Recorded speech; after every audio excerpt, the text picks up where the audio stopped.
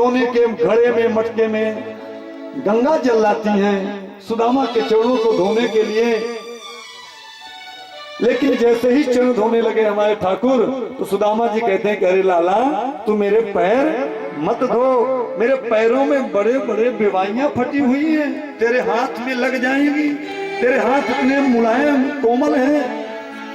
भगवान कहते हैं विप्र प्रसादात् धरणी धरो हम, विप्र प्रसादात् कमलाबरो हम, विप्र प्रसादात्। इसी तरह के होते हैं। ये जब लास्ट हो जी तो फिर बंद कर देगा। उन्होंने महल का पता बताया।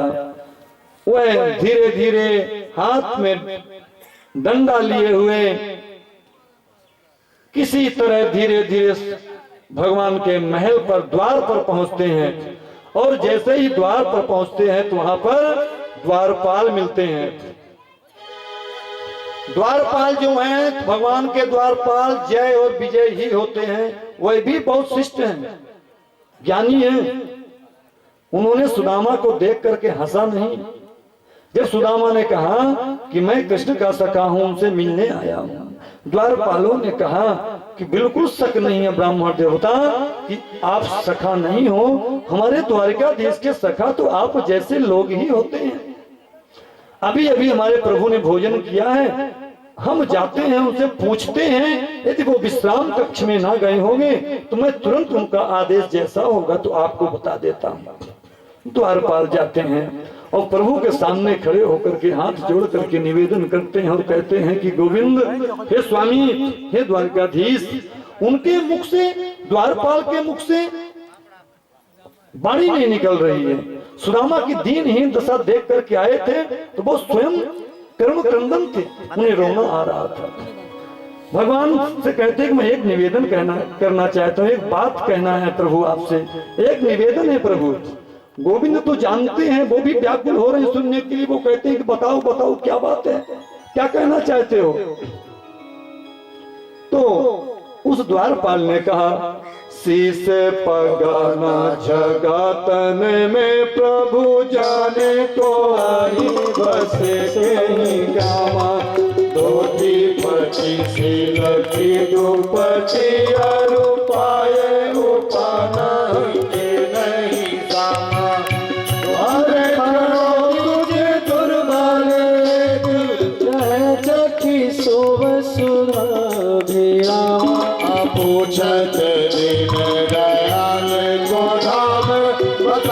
ब्राह्मण देवता, लेकिन तुम्हारी हालत देख करके ऐसे लगता है कि अभी तुम्हें कई महीने लगेंगे जाने। सुदामा जी ने कहा कि चल केवल तू जा, मैं तो यहीं पर शयन करता हूं, रात्रिकालीन उसकी गरज होगी तो वो मुझे बुला लेगा। इतना विश्वास, विश्वासो फलदायक। और जब प्रातः काल होता है, सूर्योदय होता है, तो चारों तरफ से जय श्री कृष्ण, जय श्री कृष्ण की आवाज आती है। सुदामा जी अपने आप, द्वारिकाधीश तुम्हारी और उसकी मित्रता कैसे हो गई। सुदामा जी कहते हैं, सुदामा जी कहते हैं कि केवट तू क्या जाने मेरे द्वारिकाधीश की उदारता को, उसके सखा मेरे जैसे ही लोग होते हैं। बोलिए द्वारिकाधीश की जय हो। तू पढ़ा लिखा तो है नहीं, तू जीवन भर नौका ही चलाया है, तू मेरे कृष्ण के बारे में क्या जानता है, उन्हें कैसे जान सकता है। केवट की आंखों में आंसू आ गए और केवट कहता है, बिल्कुल आप सत्य कहते हैं ब्राह्मण देवता, आपके द्वारिकाधीश के समस्त सखा ऐसे ही हैं, इसी तरह के। अब उस पर शोर क्यों मचाया जा रहा है, कारण बताओ। पहले आप शोर मचा लो, फिर मैं कथा कहता हूं। मैं थोड़ी देर आराम कर लेता हूं, थक भी गया। सुदामा जी को देख के हंसने क्या जरूरत है। किसी निर्धन ब्राह्मण को देख के हंसा जाता है क्या? किसी की गरीबी में हंसने की जरूरत होती है। यही तो दुनिया है। दुनिया किसी के दुख को दूर नहीं कर सकती, बल्कि उसका उपहास करती है। इसीलिए कहा है कि रहीमन निज मन की व्यथा मन ही राखोगे। अपनी गरीबी, अपनी निर्बलता कभी किसी के सामने प्रकट नहीं करना चाहिए। इसीलिए सुदामा जी इस बात को जानते हैं और द्वारिकाधीश के पास जा रहे हैं, भगवान के पास जा रहे हैं। बोलिए द्वारिकाधीश की जय हो। केवट ने उस पार लगा दिया। केवट से सुदामा जी ने पूछा, अभी विप्राम पृथक तंडुलान, वो 4 मुट्ठी चावल 4 घरों से मांग कर लाती हैं और एक फटे हुए वस्त्र पर उसे बांध देती हैं। देखो 4 घर के चावल जब आप लाओगे तो 4 तरह के होंगे, कोई मोटा, कोई पतला, है ना, कोई लाल, कोई सफेद, इस तरह के वस्त्र होंगे। सुशीला बड़ी बुद्धिमती थी, उस वस्त्र में बांध दिया। सुदामा जी उस फटे हाल वस्त्र में बंधे हुए तंडूल को लेकर के चल देते हैं। लेकिन इतनी दूर है द्वारिका, पैदल चलना है, जीर्ण शीर्ण शरीर है सुदामा जी का, हाथ में रस्सी है, फटी सी धोती पहने हुए हैं, लेकिन मन में इच्छा है गोविंद से मिलने मिलाने की। जैसे ही जा रहे थे सुदामा जी, जा रहे थे तो रास्ते में एक नदी मिल गई और सायंकाल का समय हो रहा था। लेकिन सुदामा जी का हाल क्या था, भूख लगती है, प्यास लगती है, जिंदगी अब उदास लगती है। कैसे आऊं द्वारिका तेरी, आस भी अब निराश लगती है। दुबला पतला ब्राह्मण थक हार गया, नदी का तट है, जेब में पैसे नहीं है। अरे कुर्ते नहीं तो जेब में कैसे होगा, और जेब नहीं तो पैसे कहां रखेगा सुदामा। अंतिम नौका बची हुई थी।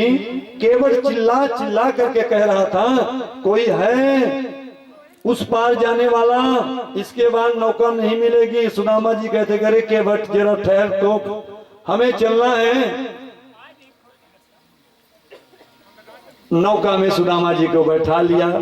नौका जब चलाने लगा तो केवट कहता है, क्यों ब्राह्मण देवता, कुछ धनो लिए हो कि नहीं लिए हो?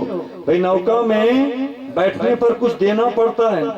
सुदामा जी सरल सहज वो कहते हैं कि अरे केवट मेरे पास तो एक पैसे नहीं है, ऐसे तुझे ले चलना हो तो ले चल, नहीं मैं उतर जाता हूँ। बड़े सरल ब्राह्मण थे। जैसे उतरने लगते हैं तो वो केवट कहता है, अरे बैठे रहो, तुम जैसे को मैं ऐसे ही पार लगाता हूँ। और वह केवट कोई और नहीं, स्वयं द्वारिकाधीश ही केवट बन करके आए थे। के बारे में तो लिखा है, प्रशांत आत्मा जितेंद्रिया, परम प्रसन्न रहते थे, उनकी इच्छाएं समाप्त थी, कोई कामना नहीं थी, निष्कामी भक्त थे। दरिद्रो यस्तु असंतुष्टो, जो असंतुष्ट है वही दरिद्र है। बोलिए द्वारिकाधीश की।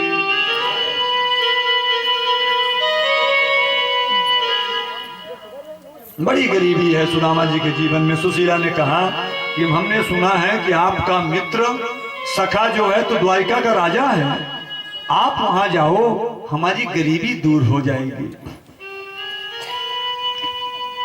सुदामा जी को तो धन नहीं चाहिए, जब आवे संतोष धन सब धन धूल समान, उनके लिए तो सब धूल है, तिनके के समान धन को मानते थे वो। उन्हें क्या धन चाहिए, वो तो नाम रूपी धन का संग्रह किए थे, भंडार लगा था उनके पास। सुशीला से कहते हैं कि तू मांगने के लिए कहती है, मैं अपने सखा से मिलने जाऊं और उनसे धन की याचना करूं? मैं ये नहीं कह सकता। यदि तू यह कहे कि मैं अपने द्वारिकाधीश भगवान कृष्ण के दर्शन करने जाऊं तो मैं जा सकता हूं, लेकिन मैं मांगने नहीं जा सकता, मैं मांगूंगा नहीं। यदि तू मांगने को कहेगी तो मैं मांगने नहीं जाऊंगा।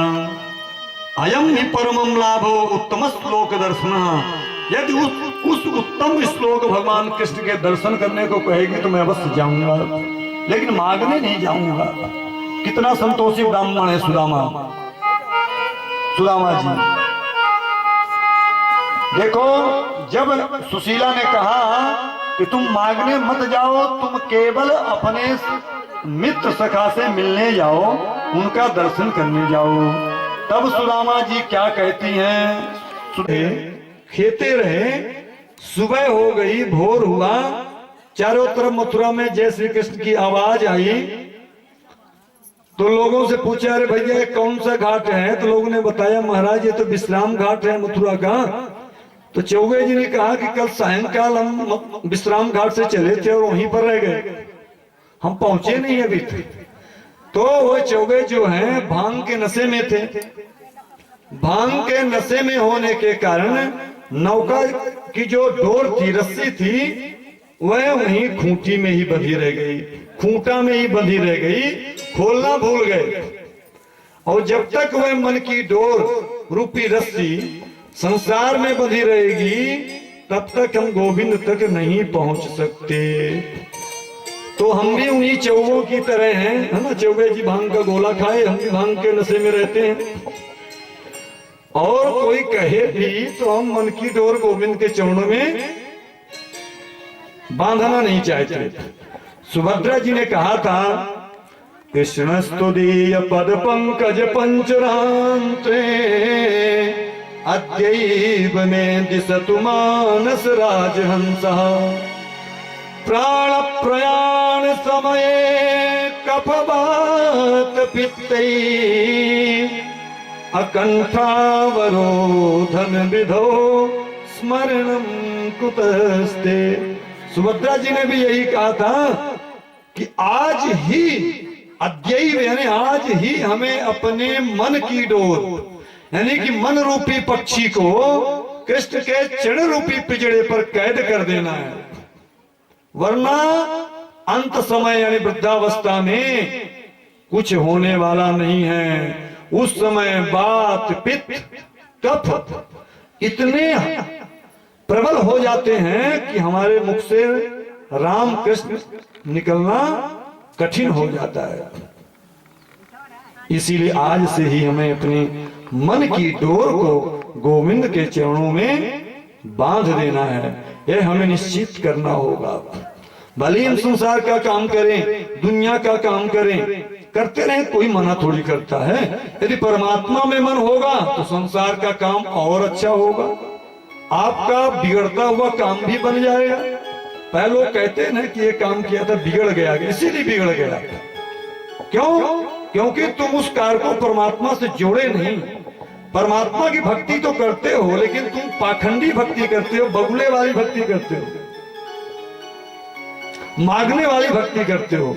आप कुछ ना मांगो, फिर देखो भगवान क्या देता है, सब कुछ दे देगा। जो जो कामना है ना, जो इच्छा करी हो मन माही, प्रभु प्रताप कछु दुर्लभ नहीं। मन की डोर बांध के तो देखो, फिर कुछ भी दुर्लभ नहीं है। देखो, दो प्रकार की भक्ति होती है, एक भक्ति होती है अमल भक्ति, और एक भक्ति होती है मांगने वाली भक्ति, जिसे हम कहते हैं सकाम भक्ति। तो हमें सकाम भक्ति के बजाय अमल भक्ति करना होगा। जब हम अमल भक्ति करेंगे तब गोविंद हमें मिलेंगे, गोविंद की कृपा प्राप्त होगी, गोविंद हमें प्रेम दान करेंगे। देखो, एक भगत जी थे, उन्होंने 3 महीना ब्रह्मा जी का तप किया। क्या किया? ब्रह्मा जी का 3 महीना तप किया। ब्रह्मा जी प्रकट हुए और बोले कि भक्त जी वरदान मांगो। तो उन भक्त ने कहा, क्या मांगे प्रभु, हमने तो ऐसे ही आपका तप कर लिया था, कुछ मांगना होगना नहीं है।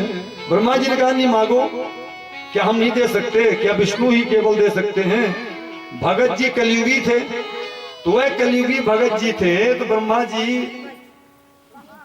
से कहते हैं कि यदि आप देना चाहते हो ब्रह्मा जी, तो एक वरदान दे दो कि मेरा सुंदर सा मकान बन जाए। ब्रह्मा जी ने कहा कि दिया, उसका मकान बन गया। दूसरा वरदान यह दे दो कि एक अच्छी लड़की से मेरा विवाह हो जाए, उसका ब्याह हो जाए। हो गया। तीसरा वरदान यह दे दो कि मैं जब चाहूं तो 3 वरदान और मांग लूं। ब्रह्मा जी बेचारे फंस गए, वो भी दिया। एक बार की बात है कि खूब बारिश हुई, भगत जी के घर की जो पॉलिश थी, पेंट था, पुताई थी, सब धुल गई, बह गई। ब्रह्मा जी को बुलाया, ब्रह्मा जी प्रकट हो। ब्रह्मा जी तो वचन दिए थे कि जब चाहो 3 बार मांग सकते हो। ब्रह्मा जी प्रकट हुए, कहता है कि पहला वरदान यह दे दो कि मेरे घर का जो पेंट है, पॉलिश है, पहले जैसा हो जाए। दूसरा वरदान यह दे दो कि मेरे घर में कभी बारिश ना हो। और तीसरा वर यह दे दो कि मैं जब चाहूं तो 3 वरदान मांग लूं। अब ब्रह्मा जी बेचारे फंस गए। अब वो तो वचन दे चुके थे। अब जब भी कुछ हो, कोई समस्या आए तो ब्रह्मदेव प्रकट हो। ब्रह्मदेव को बांध लिया बंधन में। कलयुगी भगत था बेचारा, ब्रह्मा जी सोचे कि भोला भाला होगा, कुछ नहीं मांगेगा। अब वो तो मांग लिया। और जो तीसरा वाला वरदान था, उसका यही सबसे खतरे था कि मैं जब चाहूं तो 3 वरदान और मांग लूं। ब्रह्मा जी हताश उदास निराश होकर के गोविंद के पास जाते हैं, नारायण के पास जाते हैं, हाथ जोड़ करके कहते हैं प्रभु मुझे बचा लो। भगवान ने कहा क्या हो गया? उन्होंने अपनी पूरी कहानी बताई। भगवान ने कहा कि ब्रह्मा, कलयुग के भक्तों को जरा ठोक पीट लिया करो, तब वरदान दिया करो, ऐसा वरदान मत दिया करो। ब्रह्मा जी ने कहा कि इस बार तो बचाओ, अगली बार से हम सावधान रहेंगे। भगवान ने सरस्वती को भेजा। सरस्वती उसके जीवा में आ गई और जीवा में बैठ गई। उसने ब्रह्मदेव को प्रकट किया और ब्रह्मदेव से उसने वरदान मांगा कि ब्रह्मदेव मुझे वरदान दे दो कि मेरी गोविंद के चरणों में प्रीति हो जाए, मुझे गोविंद के दर्शन हो जाएं। अब सरस्वती कहलवा रही हैं। और तीसरा वरदान यह दे दो कि जीवन में कभी मांगने की जरूरत ही ना पड़े। बोलिए द्वारिकाधीश की जय। भगवान भी आए और कहें कि तुझे क्या चाहिए, तो ये कह दो कि प्रभु आपको क्या चाहिए, आपकी मैं क्या सेवा कर दूं। हम आप प्राय वाणी से कहते हैं कि तेरा तुझको अर्पण क्या लागे मेरा, लेकिन करते नहीं है ना। तो वाणी से कहे गए वचन यदि आचरण में आ जाए तब वो कारगर होगी। तो केवल इतना कहना है हमारा कि भगवान का नाम अमृत है, अमृत से भी बड़ा है। तो हमेशा भगवान नाम का संकीर्तन करते रहे। कलयुग केवल नाम आधारा, सुमिर सुमिर नर उतर ही पारा। कलयुग में कुछ करने की जरूरत नहीं है, केवल और केवल आप भगवान का भजन करते रहे, नाम स्मरण करते रहे। कलयुग केवल हरि गुण गाहा, जेन तरई नर भव सिंधु अपारा। गोस्वामी जी ने लिखा है, नहीं कलि करम न भगत विवेकु, राम नाम अवलंबन एकु। केवल एक प्रभु का नाम, आप एक मत करो ना, कोई जरूरत नहीं है। केवल भगवान का नाम लो, कीर्तन करो, भजन करो, कथा श्रवण करो, मन बुद्धि को भगवान के चरणों में लगाते रहो। बोलिए द्वारिकाधीश की जय हो। तो गोपाल के चरणों में मन की डोर बंधे, हमें यही प्रयास सदैव करते रहना है। सुखदेव जी कहते हैं कि भगवान कृष्ण का एक मित्र था विद्यार्थी जीवन का।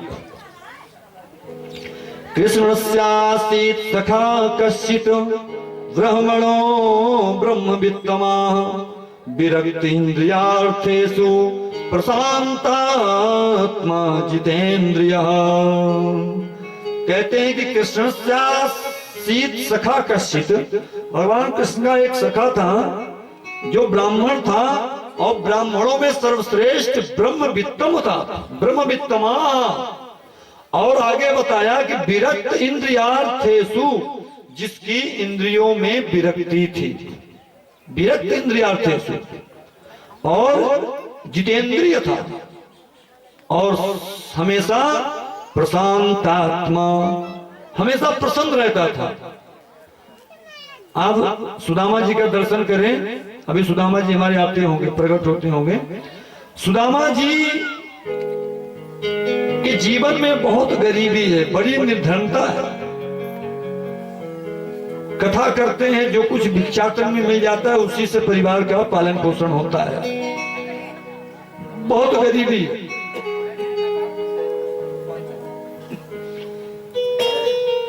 उनकी कुटिया घास फूस की बनी होगी, ये तो बहुत अच्छी कुटिया बनी है। सुदामा जी की कुटिया ऐसी थी कि यदि हवा चले तो एक एक तिनका तिनका उड़ जाए, बिखर जाए, ऐसी उनकी जीर्ण शीर्ण कुटिया थी। शरीर इतना दुबला पतला, इतना दुबला पतला था कि हवा चले तो सुदामा जी उड़ जाए, ऐसा उनका दुबला पतला शरीर था। उनकी पत्नी का नाम था सुशीला। क्या नाम था? सुशीला। सुशीला का मतलब होता है कि सुशील, गुणी, सद्बुद्धि वाली। जैसा सुशीला का नाम है वैसा ही सुशीला का काम है, बिल्कुल उसी तरह काम है सुशीला का। हस्तिनापुर पधारते हैं। यहाँ पर हस्तिनापुर पधार करके युधिष्ठिर से कहते हैं, क्या आपके पक्ष में सभी राजा हो गए? युधिष्ठिर महाराज कहते हैं कि सभी राजा हमारे पक्ष में, लेकिन जो मगध देश का राजा जरासंध है वह अभी हमारे बस में नहीं है। तो फिर आप राज सूर्य कैसे कर सकते हो? भगवान ने यहाँ पर एक लीला रची और उस लीला के तहत भीमसेन और अर्जुन को साथ लेकर के ब्राह्मण वेश धारण करके जरासंध के राज्य में जाते हैं। देखो, जरासंध जब भगवान पर विजय प्राप्त कर लिया, 17 बार पराजित होने के बाद 18वीं बार तो अपने आप को विश्व विजेता मान बैठा था और ब्राह्मणों के प्रति उसका बड़ा आदर सम्मान हो गया। तो ब्राह्मणों का बहुत सम्मान करने लगा था। अब ये ब्राह्मण वेश में गए, राज्यसभा में पधारे। जरासंध ने कहा कि अरे ब्राह्मण देवताओं कहां से आए हो, मांग लो जो मांगना है। जब से हमने ब्राह्मणों को अनुष्ठान में बैठाया और उनके अनुष्ठान से हमने द्वारिकाधीश कृष्ण पर विजय प्राप्त की, तब से मैं ब्राह्मणों को बहुत मानता हूँ, सम्मान करता हूँ, जो मांगना है मांग लो। भगवान ने कहा कि देना चाहते हो। भगवान ने क्या मांगा? युद्धम नो देहि राजेंद्र द्वंद्वसो यदि मन्यसे युद्धर्थिनो वयं प्राप्ता राजन्यानान कांक्षिणः। कहते हैं कि राजन तुम देना चाहते हो तो हम तीनों में से एक से द्वंद्व युद्ध करो। भगवान से जरासंध कहता है कि ब्राह्मण होकर के द्वंद्व युद्ध मांगते हो। मैं ब्राह्मण से युद्ध नहीं करता, मैं ब्राह्मण का बड़ा सम्मान करता हूं। तो भगवान ने कहा, भगवान मुस्कुराए। ध्यान देना, भगवान की पहचान होती थी मुस्कुराहट से, कृष्ण की पहचान होती थी मुस्कान से। भगवान मुस्कुराए तब उस जरासंध ने कहा कि रे ब्राह्मण देवता, आपको कहीं देखा है हमने? और वो पहचान गया।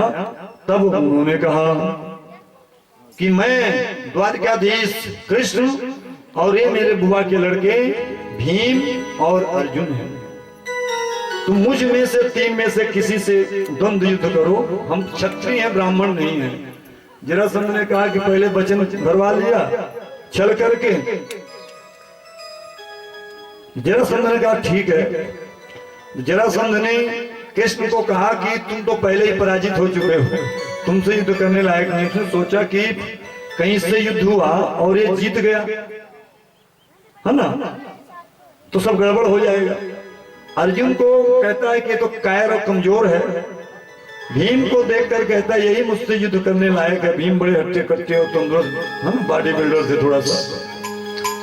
अब द्वंद्व युद्ध शुरू हुआ, भयंकर युद्ध हुआ। भीम के मारे नहीं मर रहा था जरासंध, और भीम को भी इतना पीटा, इतना मारा। एक दिन रात्रिकालीन विश्राम के समय में भीमसेन ने कहा कि कृष्ण ये आदमी है कि पहाड़ है, तो मारे नहीं मर रहा है। भगवान ने कहा कि दादा भीम, उसने आपको ही तो पसंद किया है, सेलेक्ट किया है, इसलिए आपको मार नहीं रहा है। भगवान ने कहा कि दादा भीम, उसने आपको ही तो पसंद किया है, सेलेक्ट किया है, इसलिए आपको मार नहीं रहा है। अब आप तो बलशाली हो, अब आप समझो, मैं नहीं जानता। भगवान ने कहा चलो आज मेरे तरफ देखना, तुम जब युद्ध करते हो तो मेरी तरफ देखते नहीं, उसीलिए तुम मार नहीं पाए। भीमसेन युद्ध करते हुए भगवान की तरफ देखे, और भगवान की तरफ देखे तो भगवान ने एक तिनका लेकर के इस तरह उसे बीच से चीर दिया और ऐसे फेंक दिया। भीमसेन ने उसके टांगों को पकड़कर बीच से फाड़ दिया और इस तरह फेंक दिया। बोलिए द्वारिकाधीश की जय हो। जरासंध मारा गया। जरासंध के बेटे को राजगद्दी पर अभिषिक्त किया। बहुत सा धन लेकर के भगवान हस्तिनापुर आते हैं। यहाँ पर आकर के राजसूय यज्ञ हुआ। देखो जब यज्ञ होता है तो हर व्यक्ति को उस यज्ञ में कुछ ना कुछ सहयोग करना चाहिए, क्योंकि यज्ञ किसी व्यक्ति विशेष का नहीं होता। तो भगवान ने सबको काम बांट दिया। अर्जुन को काम बांट दिया, भीम को रसोइया का काम दे दिया, भोजन बनाने का। क्यों? क्योंकि जो जितना अच्छा खाता है वो उतना अच्छा दूसरों को भी खिलाता है, और जो स्वयं खाना नहीं जानता वो खिलाना कभी नहीं जान सकता। और द्रौपदी को दे दिया भोजन परोसने का काम। भगवान ने स्वयं काम ले लिया कि जो भी अतिथि आएंगे उनका पाद प्रक्षालन करते हुए मैं स्वयं अपने पीताम्बरी से पहुंचूंगा, उन्हें सिंहासन पर बैठाऊंगा। भगवान ने पाद सेवा का काम स्वयं ले लिया। और दुर्योधन और कर्ण को दान का कार्यभार दे दिया। क्यों? क्योंकि दुर्योधन और कर्ण के पैरों में ऐसे चिन्ह था कि वो जितना दान करेंगे उतना अधिक खजाना बढ़ेगा। और ये चूंकि विरोध है, विरोध मानते हैं पांडवों का, तो खूब लुटाएंगे दोनों हाथ से, ले जाओ, उतना यहाँ खजाना बढ़ेगा।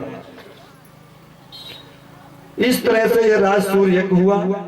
इसी यज्ञ में शिशुपाल का भी वध हुआ। यह कथा मैं पहले दिन कह चुका हूं।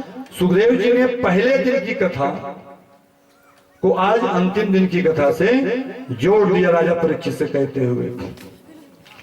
देखो द्रौपदी जो थी, तो द्रौपदी महारानी उन 5 कन्याओं में से हैं। पंचकन्याओं स्मरेण नित्यम, महान सतियों में से द्रौपदी जी हैं। द्रौपदी जी जानते हैं कहाँ के थे? कहाँ की थी द्रौपदी जी? पंजाब की थी। देखो हम लोग जब बाहर कथा करते हैं तो वहां के लोग खूब भजन गाते हैं, तालियां भी बजाते हैं और नाचते भी हैं। हमारे यहाँ के लोग अभी बहुत शर्म संकोच करते हैं, है ना, भगवान के भजन में नाचना अच्छा नहीं समझते, तालियां नहीं बजाते हैं, गाते नहीं हैं। भगवान ने हाथ दिया है, सुंदर वाणी दिया है, सुंदर स्वरूप दिया है ना, तो भगवान की कृपा से मिला है। भगवान चाहे तो 1 मिनट में वापस भी कर सकता है ना। तो भगवान की कृपा बनी रहे इसलिए हमें सदैव, अरे कैसा संकोच, कैसा शर्म, है ना। हम तो संसार में खूब हंसते हैं, खिलखिलाते हैं लोगों के यहाँ जा जा करके, लेकिन भजन में, परमात्मा के कीर्तन में, कथा में हमें शर्म आती है। तो आइए एक सुंदर सा भजन गाते हैं और देखते हैं कि आप लोगों को भगवान की कथा में रस आ रहा कि नहीं आ रहा। फिर इसके बाद हम सुदामा जी का चरित्र कहेंगे। सुदामा जी का चरित्र भी बहुत सुंदर है भागवत जी में। हो मेरे गोविंद प्यारे सत्संग बड़ा सोना है। पंजाबी भजन है, बड़े प्रेम मेरे गोविंद प्यारे सत्संग बड़ा सोना है। ओ मेरे गोविंद प्यारे का सत्संग बड़ा सोना है। दर्शन होते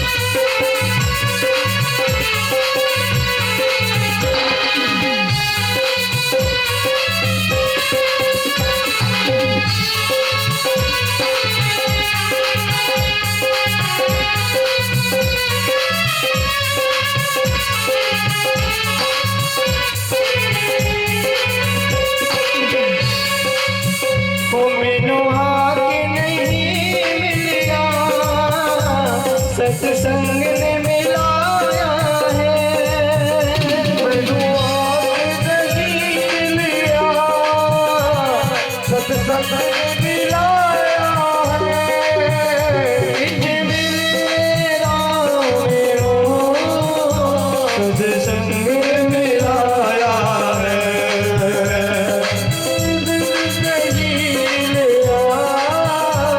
सत्संग मिलाया है।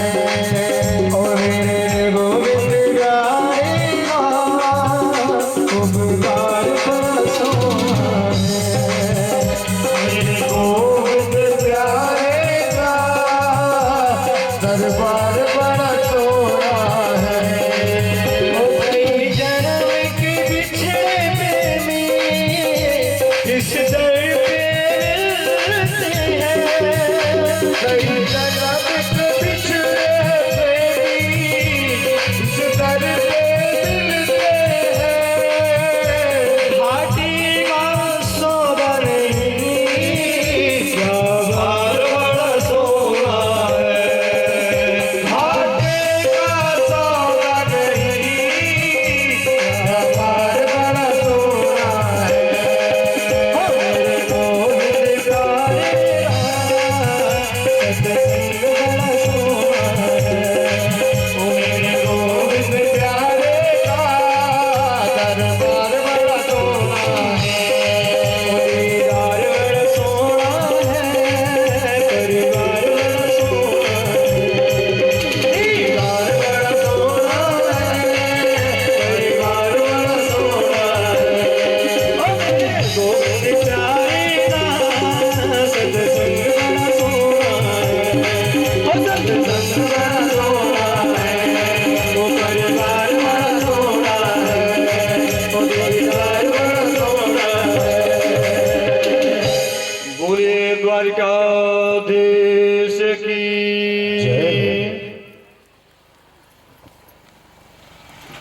आचार्य सुखदेव राजा परीक्षित से कहते हैं कि ऐसे ऐसे करा करके तुम्हारे बाबाओं का यज्ञ पूर्ण हुआ और द्वारिकाधीश ने समस्त महाभारत युद्ध को कराया। तुम्हारे बाबाओं को राज्य मिला और राज्य मिलने के बाद भगवान अपने सुधाम गमन जाते हैं। इसके बाद तुम्हारा जन्म होता है। तुमने श्रृंगी ऋषि के गले में मरा हुआ सांप डाला और उसका तेजस्वी पुत्र ने तुम्हें श्राप दिया 7 दिन में मरने का। और मैं तुम्हें कथा सुनाने आ गया। प्रथम दिवस की कथा को सुखदेव जी ने आज से जोड़ दिया। राजा परीक्षित से सुखदेव जी कहते हैं कि एक ही बात है, गोविंद से मिलने मिलाने की कामना मन नहीं करते। भगवान के मूछधारी नहीं होते, वो हमेशा युवा ही रहते हैं। भगवान जब एक साथ चलते अपने पुत्र पोते के साथ में तो कोई ये नहीं कह सकता था कि ये बाबा है या कि पिता है। भगवान कालातीत है, उन पर काल का असर नहीं होता क्योंकि काल भी उनका बेटा है। बोलिए द्वारिकाधीश की जय हो। इसी का फायदा उठा करके एक पौंड्रक नाम का राजा था, वह अपने आप को वासुदेव घोषित कर दिया और अपनी आरती पूजा अर्चना शुरू कर दिया। जय पौंड्रक वासुदेवा स्वामी, जय पौंड्रक वासुदेवा। इस तरह से कभी कभी लोग नाम का, रूप का, स्वरूप का अनुकरण करके, नकल करके और उसका दुरुपयोग करते हैं। पौंड्रक ने भी यही किया। भगवान को पता चला, भगवान जाते हैं और उस पौंड्रक नामक जो राजा था उसका भी उद्धार करते हैं। बोलिए द्वारिकाधीश की जय हो। नैवाद्भुतम त्वयि विभोखिल लोकनाथे, मैत्री जनेषु सकलेषु दमाखलानां, निःश्रेयसाय जगत्स्थितिरक्षणा। सो कर उठो प्रभु गुण गाओ, सो कर उठो प्रभु गुण गाओ, शुद्ध होय कर ध्यान लगाओ, शुद्ध होय कर ध्यान लगाओ। करो अपना अमृत बरसेगा, कर प्रभु से प्यार अमृत बरसेगा, कर लो प्रभु से प्यार अमृत बरसेगा करण प्रभु से प्यार अमृत बरसेगा। सभी लोग तालियों की सेवा करते हुए बड़े भाव के साथ में सभी अमृत पान कर पाएंगे।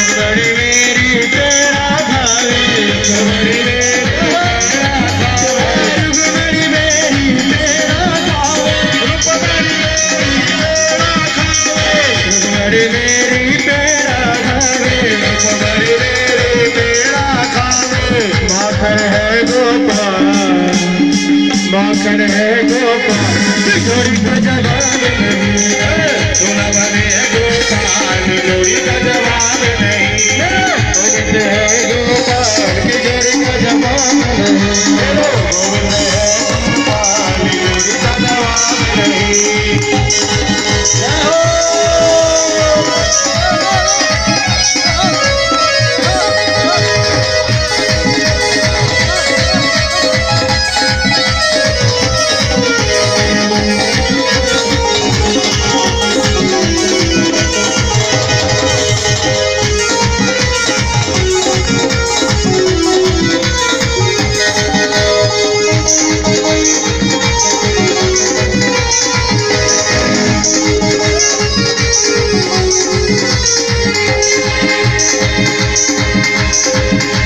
बाके बिहारी गिरे के छटा बाके बिहारी गिरे के छटा मेरे मन है गयो लटा पटा बिहारी गिरे के छटा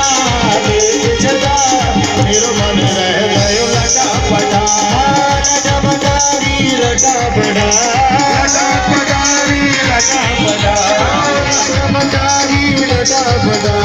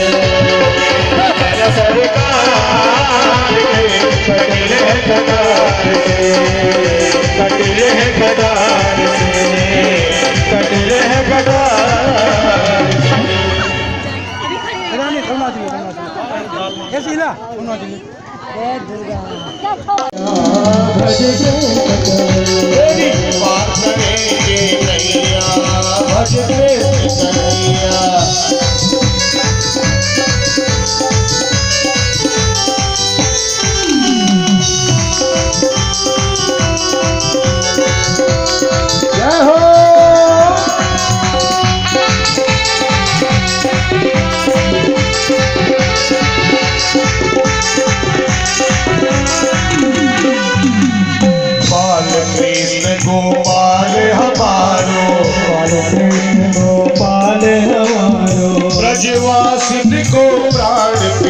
प्यारो ब्रजवासिन को प्राण प्यारो बाल कृष्ण गोपाल हमारो बाल कृष्ण गोपाल हमारो ब्रजवासिन को प्राण प्यारो ब्रजवासिन को प्राण प्यारो नंद बहन को धैया भज कृष्ण कन्हैया पार करेंगे मैया भज कृष्ण कन्हैया तेरी पार करेंगे कन्हैया भज कृष्ण कन्हैया पार करेंगे मैया भज कृष्ण कन्हैया